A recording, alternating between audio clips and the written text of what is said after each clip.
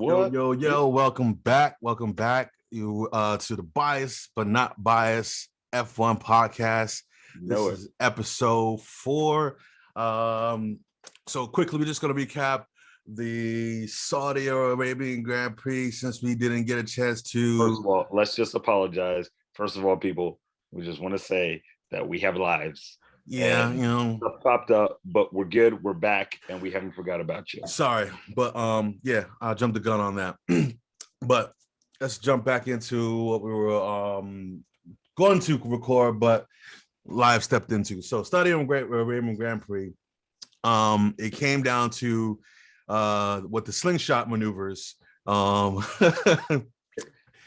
know what it basically came down to? Not even a slingshot remover. It basically came Shake down and to bake. not even shake and bake. It came down to basically DRS. DRS. You have to sum up the race as a DRS race because they were like, "Oh, I'm not gonna break, but I'm not gonna break. I'm not gonna break. You're gonna Who's break get it though, first?" Yeah, right? it's like, come on, guys.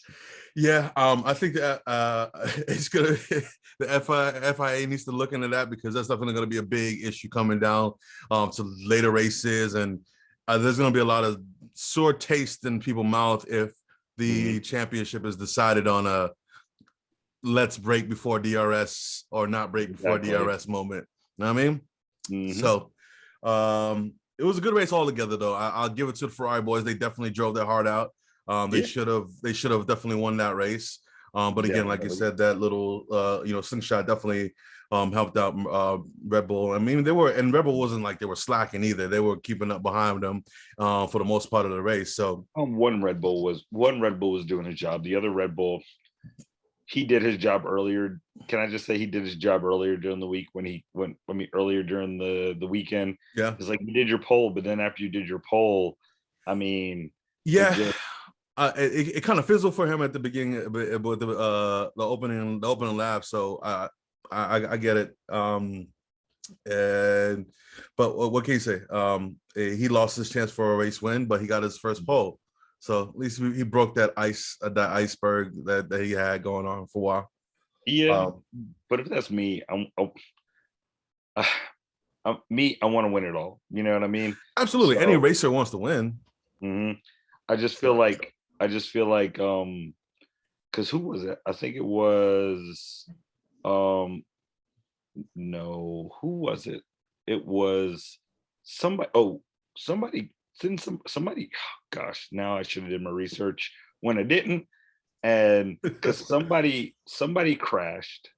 And that's what caught. So he came. So basically, Red Bull had their strategy already. They're like, okay, we got this. Bring him in. Boom, we'll have him out. And then there was an accident. And then when that accident happened, it was Latifi. Was it Latifi? No, Latifi was. Was it Latifi? Yeah, I think it was Latifi. Yeah, it was Latifi. And then that changed. And then like it was just got weird. And that's because the only reason why I know this is because I was watching Lewis when he came onto the hards, and I was like, yo, he put on the hards, he's good, and he just started eating. But yeah, but I think that's what basically screwed Perez's. I'm just gonna say Perez and Hamilton's race was basically screwed by pit stops. It was screwed back because Hamilton's got screwed by the cars parking up literally like on the entry lane. So he couldn't or didn't have enough time by the time that the radio call came in to go into the pits without causing an incident. So he had to get stuck out, and then unfortunately he got caught out behind the virtual safety car coming in. I don't think you can, if I'm not mistaken, you can't cut the line going into the pits. Am I right? No, that's again, you can't. That's an infraction, and it was Mick. No, it was Q2. Mick didn't race. Yeah, that's right. He was crashed on Q2. Yeah, no, it was Latifi. Latifi was one that caused Perez, because I always have that theory that Latifi is the reason why Lewis never really. He brought out the red flag. So Latifi is the reason why anytime Latifi crashed, you can always count that Lewis is going to. What is he? His bad juju? Yeah. Pretty much. But Russell pulled out a respectable fifth, so at least that was at least point save for Mercedes. on the Saudi Arabian Grand Prix. And like I said, everybody else come from fifth down, Ocon, Norris, Gasly, Magnussen, and everybody besides Hamilton was your regular players from 1 to 10, Yeah, 25th to and 10. I don't like the comments that people were saying because people were like, "Oh, Lewis had a horrible race and blah blah blah," and it's like, okay, guys, let's just be real. Lewis had a good race because he was eating everybody up and he made it all the way behind Russell. And Exactly. if it wasn't, and Mercedes' strategy was absolutely like on the needle with them putting on the hard tires. Yeah, And I was like, yo, that's crazy because I'm sitting there and I'm like, why they put them on the hard tires? We saw what happened last race with the hard exactly. tires, and the hard tires did their job. And I was like, oh crap, he's doing it. And then if it wasn't for, because I think Ricardo Alonso. broke down, and then or was it Alonso It was broke and Alonso. then Ricardo broke, and they were both blocking the pit lane. And I was like, you got to, I can guarantee if they had broke down on the other side of the track, Yeah, it would have got in. in, and Yeah. I think he would have pissed off, and he would have been at least behind Russell, or at least whatever would have made up the place on Russell, and he'd been fifth or sixth. So again, I mean, it was kind of band-aid damage limitation pulling in 10th. So Mhm. what can you call it? I mean, it's definitely not looking, oh, I'm not gonna count anybody out, but it's gonna definitely it's gonna take a lot for them to come back and do anything for this season. So Mercedes, love you guys, but I think right now, I think you need to focus on getting the car right and getting things right. Yeah. That's pretty much my views on it. But again, everybody from down 10th down, Mhm. it was again your usual players besides the crashes. What they had: Alex Albon, Bottas, Alonso, Ricardo, Latifi, and Sonoda, all DNFs. So that's Mhm. points lost for all those teams. Which I feel Um, bad for Sonoda because Sonoda he was kind of like, I don't got nothing. And I was like, damn, man. It's like they're like Toro Rosso's, their their engines is like, don't get me wrong, Red Bull's Honda motors are running on them, but on the Toro Rossos, they're not lasting long, bro. no, and again, that's the sign of A team versus B team. B spec engine versus A spec engine. A spec engine is always going to get the better parts. It's going to last longer, but it's not going to have the defects of the B engine. The B engine is what they test the shit on. You know what I mean? Mhm. No, So I know, but you Toro Rosso, I felt like, you know, I always felt like when, like, I feel like they're there, even though they're a junior team, I just feel like, to me in my heart, you know, they're you want to always see like, them do good. I they're the mean, underdog, dude. Seriously, like if you think about it, they're the underdog of like all the other teams. Like no one expects Toro Rosso to do it, but then when they do it, McLaren, so honestly, for me, the underdog right is in the McLaren. no, Personally, for no. right, come on, McLaren is a household name. for McLaren is yes, a household name. they are, and they have not been for a while. I And you mean, can say, but you can say it about Ferrari, and Ferrari is finally getting their golden. but at McLaren least and they had Ferrari that. are high At school. least they had a chance. They had a somewhat of a spark, or whatever you want to call it, when they had Alonso there, when they had Kimmy, and then they brought in the Vettels, and they brought again. They were still kind of in that name. People weren't saying McLaren until after for a while. Come on, you just be real, bro. Come Nobody was on, saying man. McLaren for You're for. disrespecting the McLaren brand, I'm and not. I'm not. that's I'm very not. I'm giving them disrespectful. the just dues. But I'm saying for while this Red Bull, Mercedes, and Ferrari big dominance at the top three teams, people forgot about McLaren for a while, and then and I'm going to be very honest with you. You That's know just what you sound like? You basically sound like the new let me now I sound like an old guy. You basically sound like what are you trying uh to call me? everybody now. Oh, what have you done for me now? And we're not But sitting there I'm looking at the saying Eric. I'm just being real. I'm being No, that no. biased guy. That's not being I biased at no, all. and I understand that, but like you can't like, for me as a person, like Yeah. I loved McLaren. Like I Mhm. loved McLaren before because I saw like what Mika Hakkinen did, and I love Absolutely. Mika I'm not Hakkinen, taking away and from all their like champions, the champions that they've run. What Senna did with McLaren and Again, Ross. So beautiful. you know, Fully and so. then when and then they had that horrible season when they had that horrible season when they had and to me I thought they were going to do good when they had Montoya Oh and Kimi yeah. Räikkönen. I was like, dude, you got Montoya and Kimi Räikkönen. You have Montoya. If you can get the best of what you got from Montoya from BMW and you're bringing him to McLaren, and then you have Kimi Räikkönen who's fast, and then what they do, they both flopped, and you were like, yo, like how can these two horrible It's like the machine. how can these two great guys like not do anything? And then you It had was the Lewis come machine. in, and then Lewis came in, and you're just like, yo, you had Lewis and Alonso come in. And it's like, okay, let's see how they do because last year you had two great guys, and now you got this new rookie. And what they both almost won the championship, but because of DNF. And egos is what basically cost McLaren that championship. yeah, because Alonso And wanted then to be a little.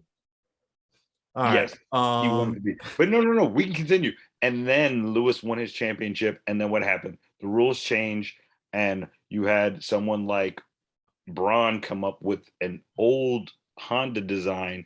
And I think that's the reason why Honda didn't leave Formula One this time is because they saw, yo, we had a great car, and we just if we had just stayed, we could have won a championship and we probably would have got more sponsor money and blah, blah, blah. So that's why they stayed with I Red think Bull. the Honda leaving Formula One was already in the cards.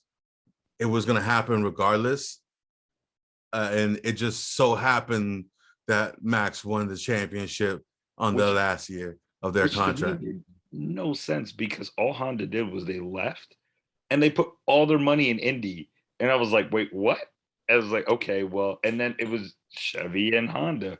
And I was like, okay, we'll go with it. Cause I mean, I guess they're probably getting more sponsorship money and they're probably getting more benefits More from running. exposure. And I mean, Yeah. again, because, Formula One is kind of a niche sport.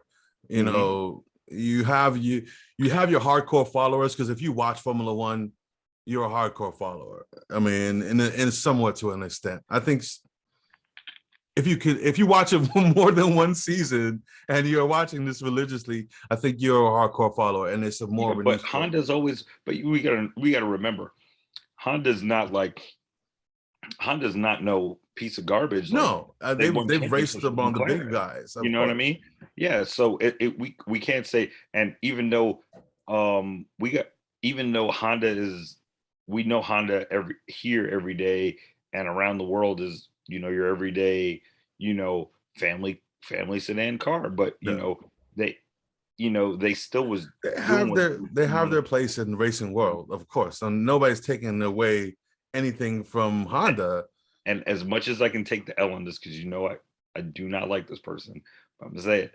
But they even I think it was the season uh Jenson Button came third, if I'm not mistaken, in that championship. I think it was Alonso, Schumacher, and Button came third, and I think that was the last time we saw Honda do anything good Well, I mean, but they kind of did this with the until they Red got Bull, Red Bull. Yeah. so but all But I right, mean, as an independent team, like as an independent Honda team, as an as their own. independent, yeah. And kind of crazy talk, 2026, we might see a Porsche and probably an Audi. Which Interesting. is so weird because they're Both they're under about to Volkswagen. jeopardy. So it's like, how are we going to do this? Are we going to split money? Are we going to be underneath the same how you want to say cap, because we're technically underneath this one manufacturer? Yeah, but I mean, they did it at Le Mans, and they were talking so much trash when they did it at Le Mans. They were like, "Oh, we're Audi, we're the big boys," and Ah, and Porsche was like, "Oh, you must have forgot whose record is up there on the board." that Oh, top number one spot, yeah, oh yeah, that's us. that's Oh, us. okay. And then they came back and they were like, Audi was like, "Oh, we beat you." Porsche was like, "Yeah, but we didn't finish developing our car yet, so give Gotcha. us a second." And then what they do? 3 years 919. straight. and, I was like, "Geez, and yo, then even." they said, you know what? Our car is just way too fast. And we know this.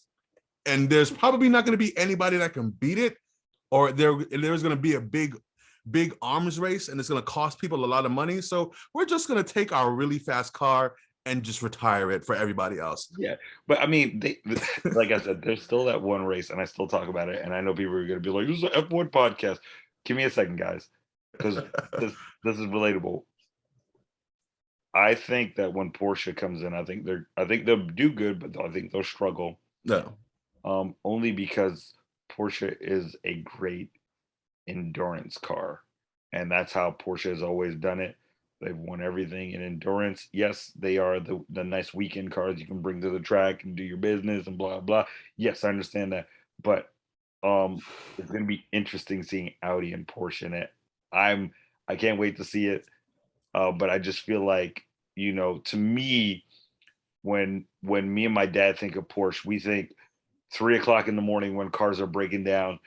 The Porsche is the one that's still Yeah, running. no, We absolutely. always say Porsches run like clockwork, and that's how I always see it. Like, But and F1 races are not like that. You know what I mean? my take on that though is like 2026 Formula One is going more hybrid. Hmm. It's going further deeper into that hybrid, you know, landscape that Volkswagen is pretty much like Already. Yeah. already in and top leader in. So it's going to be kind of interesting to see how that plays out in the sport with another big rule change coming in, and now on the power unit side. Hmm. So again, yes, Porsche and Audi being the new kids on the block per se, they may struggle, but I think you'd be surprised at how well they may come in and just kind of fit in with the whole rule change, because look what's happening. We all thought preseason that Mercedes was going to come out and be kicking people's teeth in, Hmm. and unfortunately, what they just can't get the car set up to where it can give them the pace. But So if you noticed in practice too, even Ferrari was porpoising a lot. yeah, Ferrari. So science, he was bouncing up and down, and but you can see the differences in all right. So switches. So announcing what we're talking about. So now we're moving on to the Australian Grand Prix. So sorry. Sorry. We'll segue as we Segue now segue. into the Australian Grand Prix. Talking into about the practice. So yeah, so free practice one, Mercedes they got into I think like ninth and some other No, it was position. sixth. I think Lewis ended sixth, and Russell was 11th, if I'm not mistaken. So yeah, that was that. But then again, Ferraris were topping the charts again, like they were like everybody's expecting them to do. I think with this new track layout, with the 4 DRS zones, that's definitely going to be a beneficial Ferrari. Because again, I think they are one of the teams that have gotten this aero thing down. Because again, in free practice too, you can see the different setups between Leclerc and Sainz. Sainz was clearly bouncing up and down, while Leclerc was he had little to no porpoising. Hmm. Um, one thing I did notice too, that which was kind of really cool to see, because I didn't really get to see much of it in the other races, was McLaren's. If you go back into free practice too, and you look at Ricardo's lap before the red flag, you can actually see when he is cornering, you can see how low that car is sitting and getting to the ground, just Hmm. sucking to the ground. And it's literally, I think that is like the big key. And I was also watching I went rewinded and was watching the Red Bulls, and the same thing. You can see like when the car is just going either in a straight line, or Hmm. it's cornering on a banking, it is getting sucked down to the ground. And again, I think is Mercedes' issue, that they cannot get the ride height low enough to be Hmm. able to not have porpoising, but also use the ground effects to its full extent. Hmm. So I don't know. As I'm looking here, it says George Russell P11, Lewis P13. So there you go. And Mhm. then that was FP2, right? Yeah. Um, so yeah, then I think you had Leclerc P1. Was it Verstappen was like P4, Hmm. Sainz was P2, and then who was P3? Um, I can't think of it right now. Was it no, it wasn't one of the McLarens. Um but the McLarens looked good early in practice too. Um at the beginning of free practice too, they were running at the top there. So again, I think Australia is gonna bring some interesting things to the track. But Yeah. Ferrari We'll, may have this in the bag. we'll know tomorrow when we watch qualifying. So Yeah, absolutely. Again, I think it's going to be definitely an interesting race, but I'm not expecting a lot, unfortunately, in terms of race pace for the Mercedes, unless they can figure something out in FP3 mhm. that's like a magical pill for them to get pace. I don't think they're going to be able to find any. Um, and Red Bulls, interesting. Max, definitely. I think they were pushing that car to get the times that they were. Mhm. Um, they were really pushing that car to the edge. So can they keep that up for a full race pace? That's gonna be it. That's gonna be interesting to see. I mean, I think qualifying is gonna be very interesting tomorrow. I think Red Bull is kind of pushing it, um, but I still think they're just gonna do what they do. I think Red Bull is just gonna be either they're gonna try and push for either a P2 or they'll be P3. I think Ferrari just got it figured out this season. You know what I mean? I think Again, Ferrari knows. Here's how Ferrari's seeing it in their head. Ferrari's like, okay, in their head, they're sitting in Italy. They're like, yo, hey, look, we got it this season. wait, We wait. don't know what's gonna happen next season. What's the next race gonna be? Oh, but yeah, continue. Yeah, the next race is Italy. They're And you gonna know go. it's done, They're dude. gonna lose their A shit. Ferrari winning in Italy is what everybody. Trust me, you win with a Ferrari in Italy, it's done. You are cemented as one of the You are greats. cemented as one of the Leclerc's already greats. done it once. Exactly. All you gotta do is one time, and you Hmm. are cemented as one of the great Ferrari And drivers. and then get a 1-2. Oh, minds Uh, are gonna mhm. be blown, bro. But Trust me, Ferrari is pushing for a 1-2. But here's how Ferrari's like, look, we got this good car. Mhm. Let's just ride it till the end of the season because if we win the championship, we can say that we won the championship and we're good. No Yeah, one can say anything for us for the next couple of years if because I'm telling you one thing, Mercedes is looking at it like this. They're like, okay, we're not we gonna be don't have down for a car. long. We'll work on it. We'll fix it. They're German. Red Mhm. Bull's looking at it like, hey, look, we're not worried because we got Porsche. Adrian Newey in our pockets. We're gonna figure this out. So So I'm willing to see like I just want to see what qualifying looks like tomorrow. mhm. I'm very proud of McLaren because McLaren has Yes, come from because that first race kind it of was everybody was scratching their tragic. head. It was tragic. It was like what Mhm. happened between practice and race. You know what I mean? Exactly. Everybody was Um, like scratching their heads trying to figure out what was going on with McLaren. And to see Norris pull up on even with the result that he did, yeah. I want to see what they're going to pull this weekend. Ricardo's home and it's his birthday weekend. He's going to have to step He's it gonna up. show up and show up. I think, like I said, just watching him drive the car this weekend, I think is that Ricardo that we saw back then, where he actually was commanding the car instead of having the car drive him around the damn track. Mhm. He was turning that wheel with some reckless abandonment. Mhm. No, because if you even when I watched him in the Saudi race, I Yeah, was like, man, he's driving. I was like, I'm proud of him. yeah. I mean, even though Lewis just 1-2'd him, like, all right, I'll take that from you, thank you. Mhm. I'll take that from you, thank you. But like he drove. I mean, Yeah. it's something that his engine blew out on him. I just feel like Ricardo. I feel like, can I just say that I just feel like Christian Horner put some like bad voodoo on him when he left because What you say? he has not been He having went to the root any the luck. root lady. Yeah, he hasn't been having any luck, bro. It's so crazy. Like I don't. I can't even explain it. I personally think that some of his shortcomings as of late was due to his just poor timing.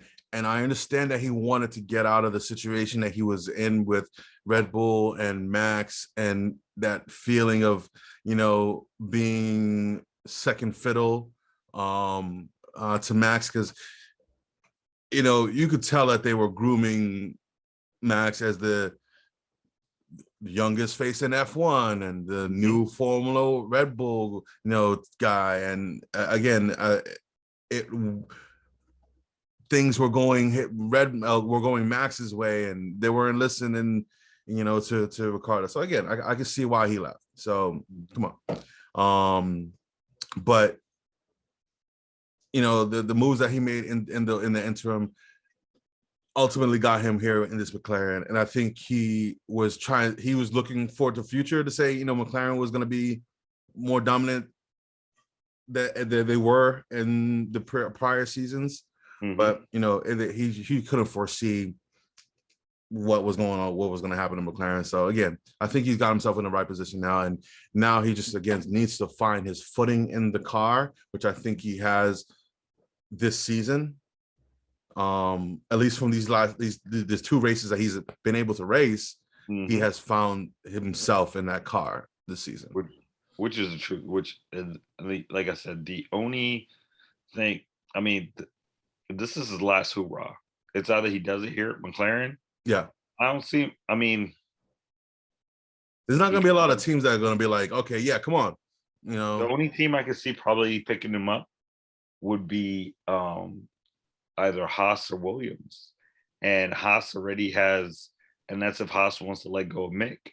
And that's if Haas wants to let go of Mick, and I think they got something good with Magnussen. So it's going to be a real tough ask. If it would have to be one of those two would have to completely like flop, which I don't see any one of those two, doing other than what they've been doing, which is getting that car into higher positions than they have ever been in the past. So and then like I said, Williams, they just signed, got Albon back. I think they signed him to a 2-year so again, and he's not been having a good season. He's been having an okay season, but it's a Williams though. I mean, I can I say this? I'm not expecting the Williams to have anything spectacular happen for them. I'm sorry, they have fallen from grace. Yes. I think when they, I don't know. I can't figure it out with Williams. I think once they lost Lance Stroll, they took a decline because again, money. You understand, Formula One right now, the more money you have, the more money that you can throw into development. It's just going to be easier for you. Look at this. Haas only has one chassis for this weekend for both cars. Isn't that crazy, bro? That's crazy, God. And I understand that they're trying to do stuff for budgeting to help, but come on, like that's wild, bro. They only have one chassis, so that means that if either one of them get into an accident, they're toast. Yep. You know what I mean?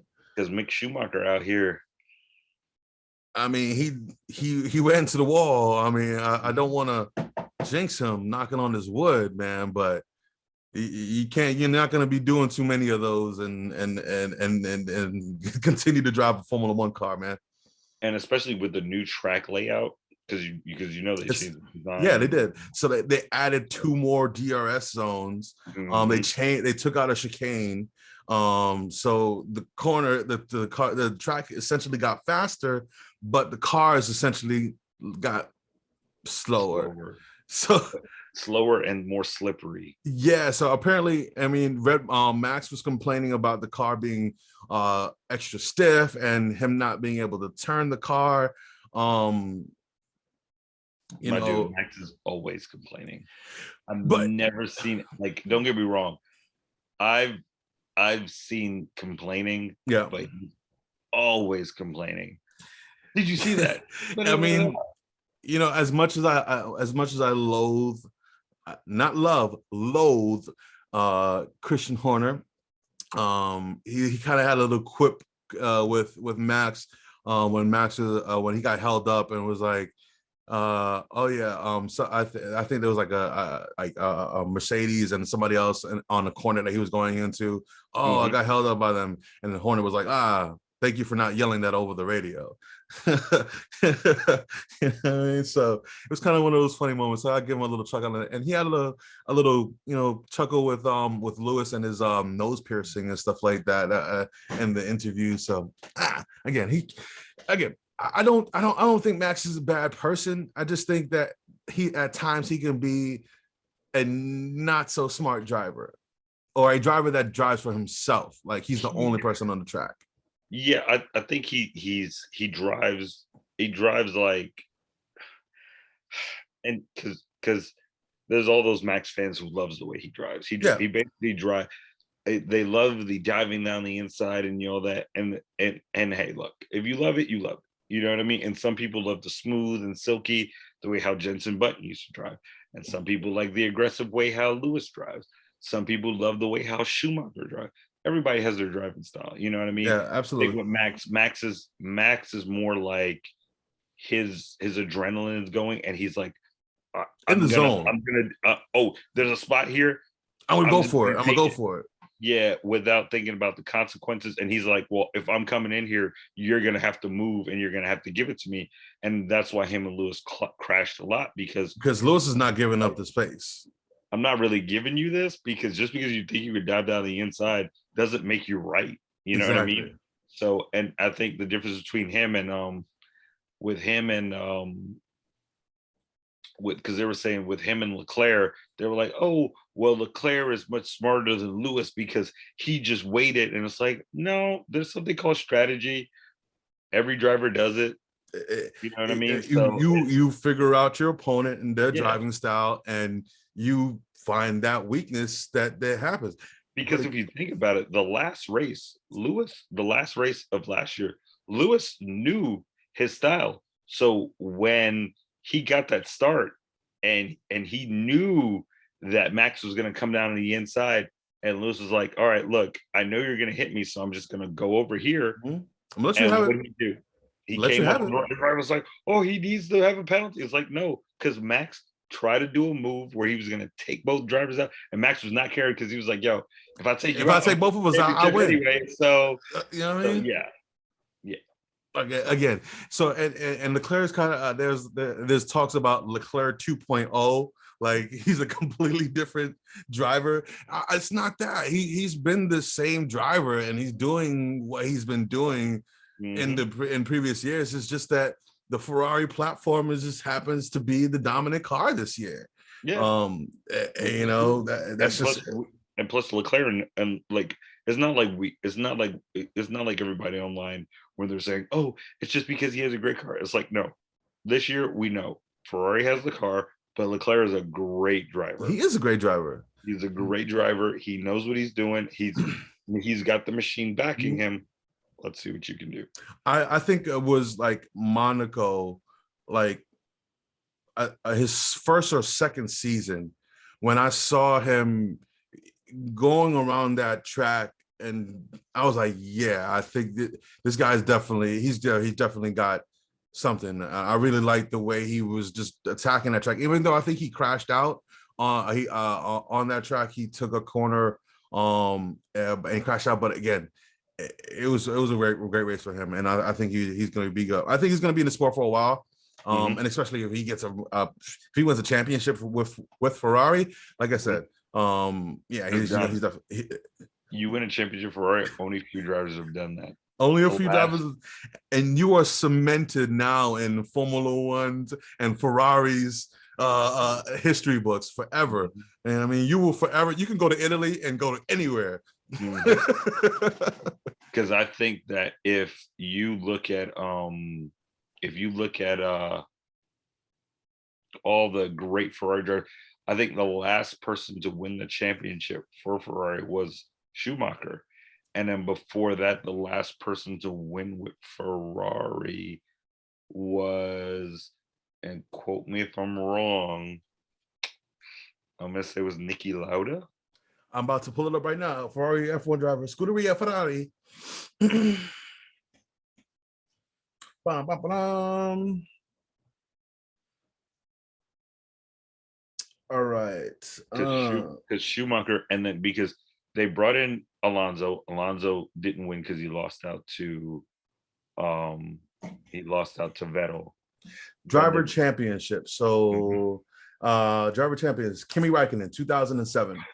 That's right. Kimi won it in 07, beat me in the head and slapped me silly. I totally forgot because that was the year that Lewis almost won the championship. Lewis, and it was a three-way shootout. It was Lewis, Kimi, and was Alonso. Alonso. Yeah, it was Alonso. Yep. And I totally forgot. Yeah. So Kimi cemented in history with Ferrari. I mean, you don't really hear much.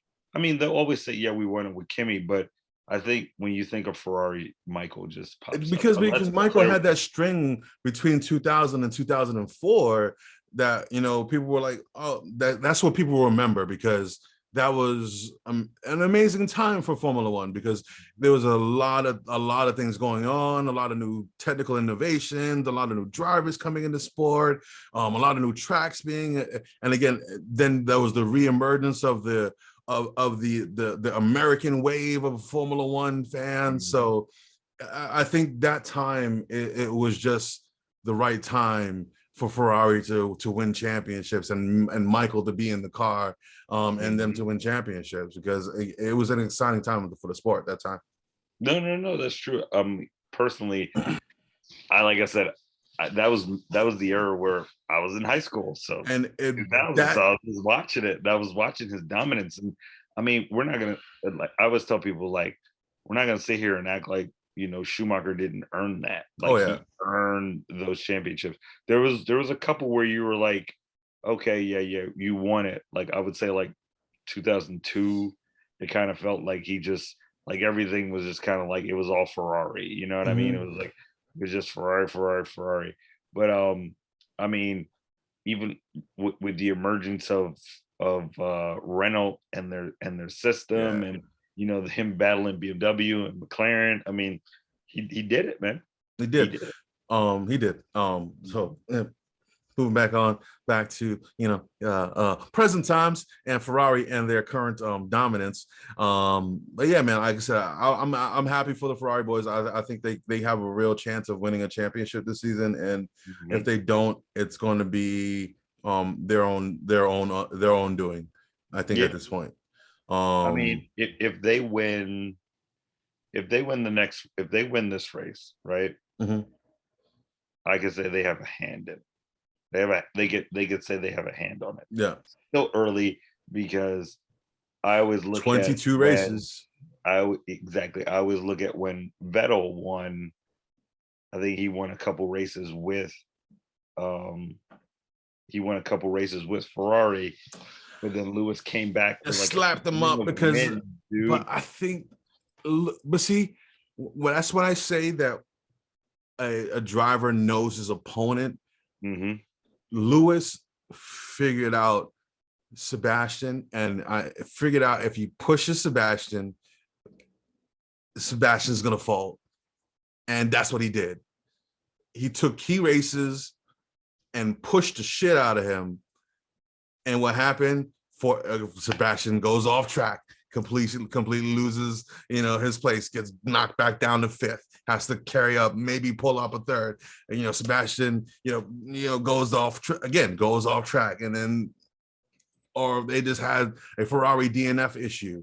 So part of that one time where the Max took out, Vettel took out Max and Kimi Räikkönen in one corner in Singapore. Oh yes, I forgot about that. Who does this? Like, yes. Yeah, that was crazy. So again, I think Sebastian was his own undoing in his own championships.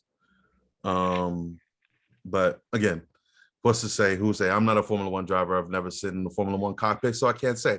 All I know is when I'm sitting in those go-karts. You know what I mean? So when I'm going around my go-kart track and my and the guy's telling me to slow down. You know what I mean? But that's my extent of racing that I'm gonna legally say on this channel for right now. Hunts Point. Uh, but no, man. I think, like I said, Formula One. We are going to be in for an interesting season. For what's to come, because as the races come on, I think the biggest, I think the next race that upgrade should come, like I said, and after the first race is Italy. I think the teams are now, because if you look, so I was actually looking on what motorsport.com and looking at some pictures of a couple of the cars. So every team has some sort of either front wing camera to monitor flexing, or they've brung either two sets of wings to the race to kind of see which one works out better. And a lot of teams also have cameras on the rear wings to also see what the flexion is doing. Mercedes has cutouts, notches, pretty much, on their front wing, to again help with aero going around that and to into the baseboards. They've also got a notch out on their rear wing to help with the reduced drag, because they're definitely having some drag issues. Who else? McLaren, they brought a new wing again with some cutouts to help with reduced drag, and also cameras to monitor flexing. AlphaTauri, same thing, cameras to monitor flexing on both the wings. I think everybody's right now trying to figure out how to stop flexing in the wing. I guess that's a big issue right now. So everybody's coming out with stuff. Yeah, I just think once they get to me, I think once they get I think right now it's the silly season.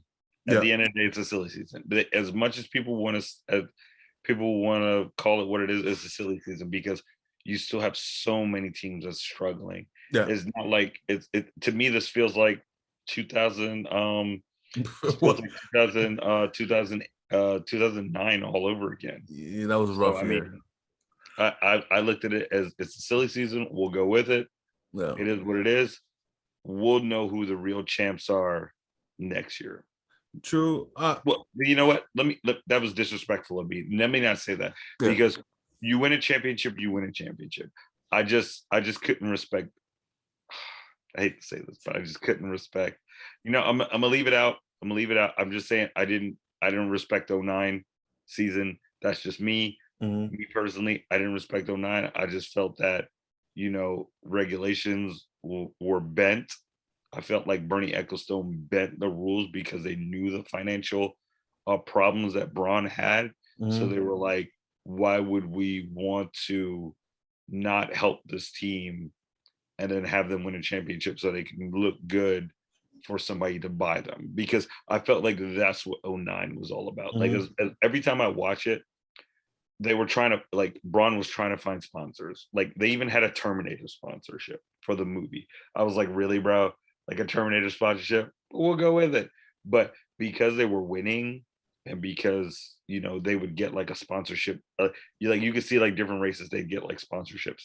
And it was because they were winning is what was keeping the team alive. And I felt like if they had pulled like the regulations, like, no, fuck that shit. Sorry.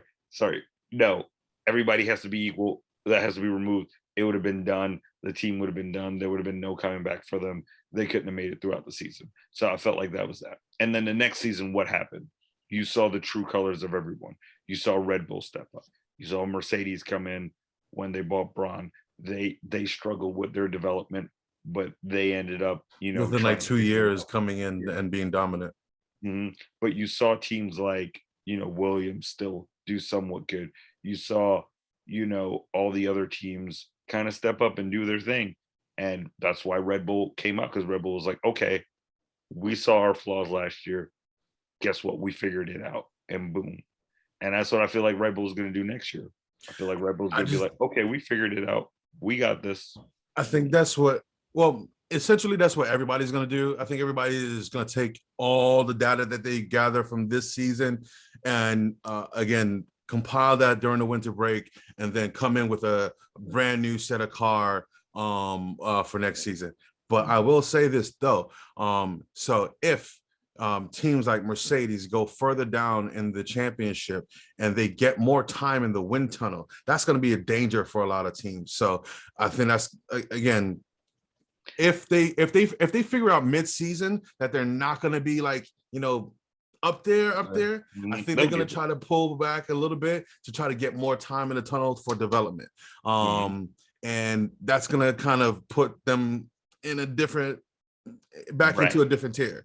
So but what are the and you see, and this is what I'm talking about. We spoke about this the other day where we were talking about DRS, and you were like, no, it just makes DRS easier. But I'm like, now, and I said this, and I said this to you, I was like, that DRS is kind of shaky, and we were like, no, it's not. But now I was, but you can see it definitely. It's playing a big play, and I want to see how it's going to play out in this race because it is 4 of them, not just two. There are 4 of them. So yeah, that's going to be real interesting to see how this race plays out. Who does what to kind of do that slingshot maneuver and you know, get past somebody with DRS, and if that's going to be a big factor. I think, you know, for it not to be a factor, obviously you got to get past 1 second. But so again, it just leaves me back to this free practice, unless Red Bull will figure something out to kind of be able to manage the car and not have them literally be on knife's edge all race. They're not going to be putting a lot of pressure on Ferrari. And I think Ferrari is going to run their race and, you know, 1-2 it. Yeah, I think so if we're going to put our predictions in, because it seems like that's what the next segment is. So if we're going to put our predictions in for qualifying, so I'm going to go qualifying first. And I'm going to go Ferrari 1-2. I'm going to say Perez 3rd, Max 4th. No, I'm still going to give you your Ferrari 1-2, Leclerc and Sainz. Unless Sainz can find some magical pill powder and take care of that bouncing. And then I'm going to give you your Max in 3rd, because even with having to push that car to get to where he was in 4th, I think if they could sort it out and that he'll be able to drive that car and put it into 3rd, because Perez wasn't giving you the times that gave me confidence for 3rd. He was definitely giving me a 4th, maybe 5th vibe, because again, this track is a different layout. So I think people were trying to figure that out. I think that was I forgot what turn it was that people were struggling on. Is it turn 1 with the pit exit onto.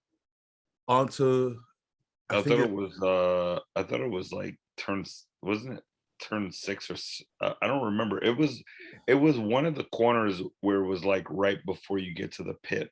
Yeah, it's pit exit. There's a turn right there where pig exit, and then there's coming out and there's a turn. I think that's going to be there was a lot of cars going off at that one point. And even Max struggled to get the car turned at that point.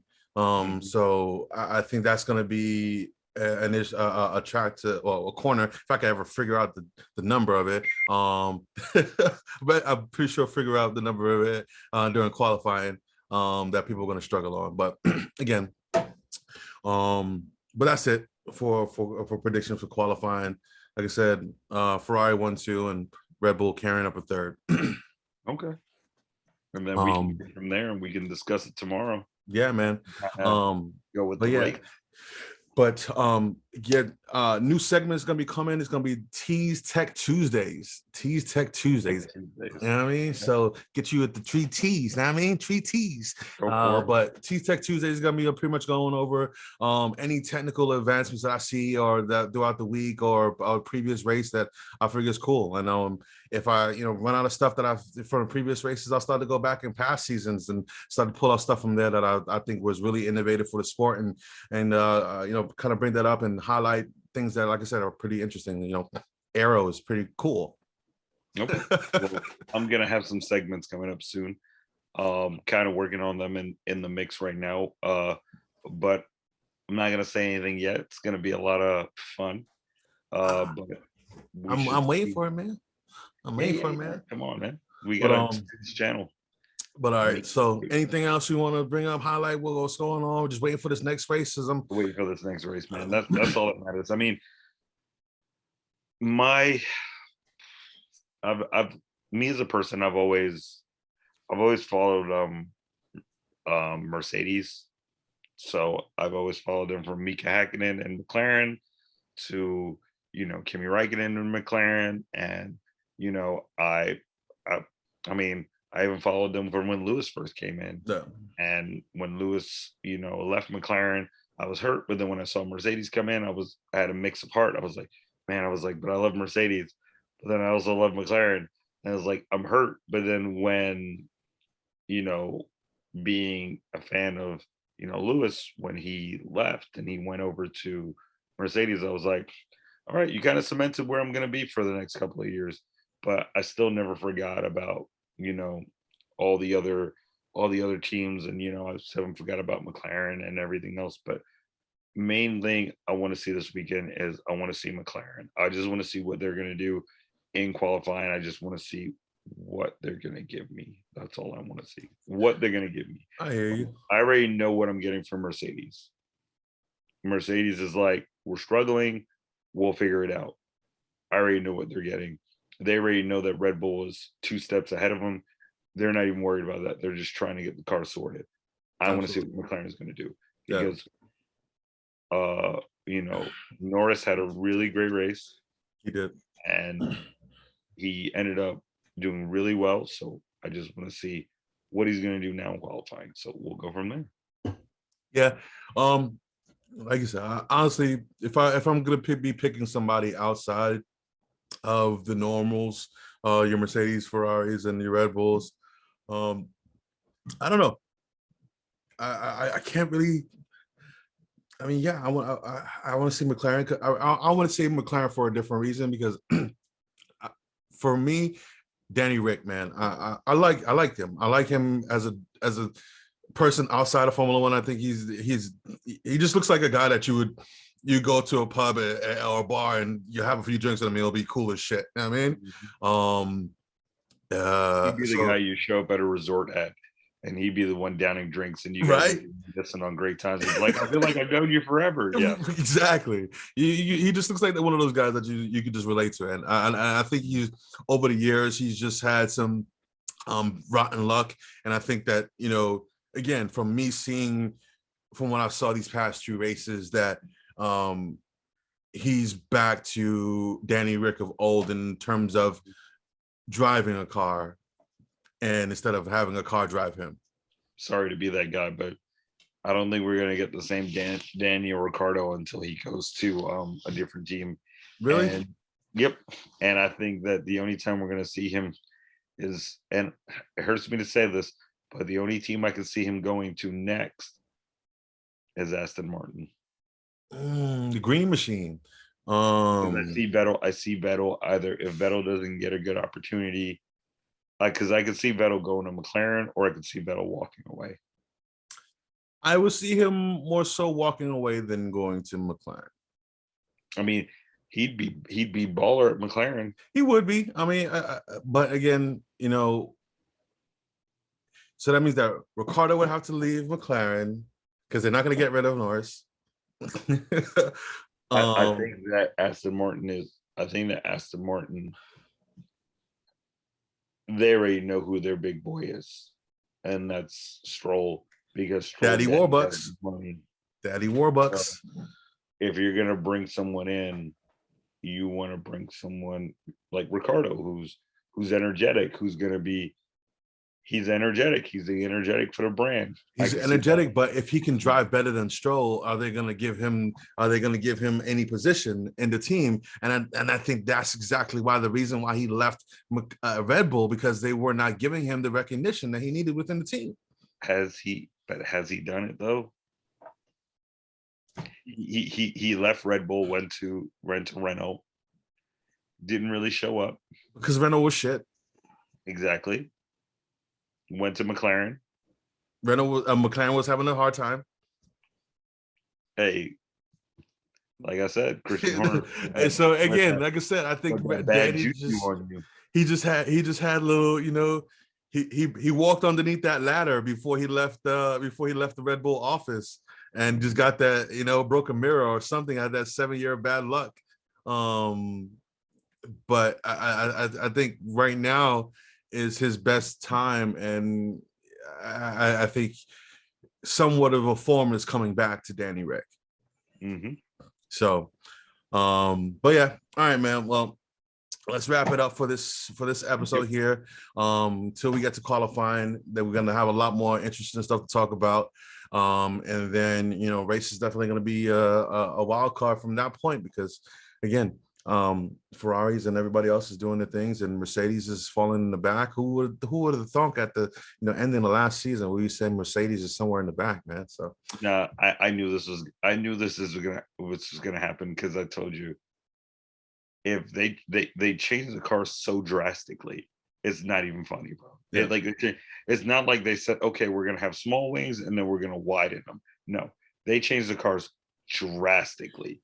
So the wheel sizes went up 2 rim sizes. The cars got shorter by, like, you know, 40, you know, whatever. You know, your UK real measuring system they use over there, the metric system. And the wing designs got crazier, and the whole rear wing got redesigned. Suspension, everything changed. So it was a lot. It's like I said, this is basically 2009, because if you look at the 08 car that Lewis won the championship with, and you look at the 09 car, completely different car. Like Jeremy Clarkson said, it was a they look like gentleman sausages. I love Jeremy, man. He was the dude. Yeah, like it was crazy. Like it just, we're good, bro. Like I was like, I'm good. I already saw, from when I saw like everybody struggling, I was like, yep, this is 09 written all over it. Yeah, but as you said, rule changes bring up problems. So, well, and this is the time that people are going to take all this data and come back in next season and, you know, wreck face.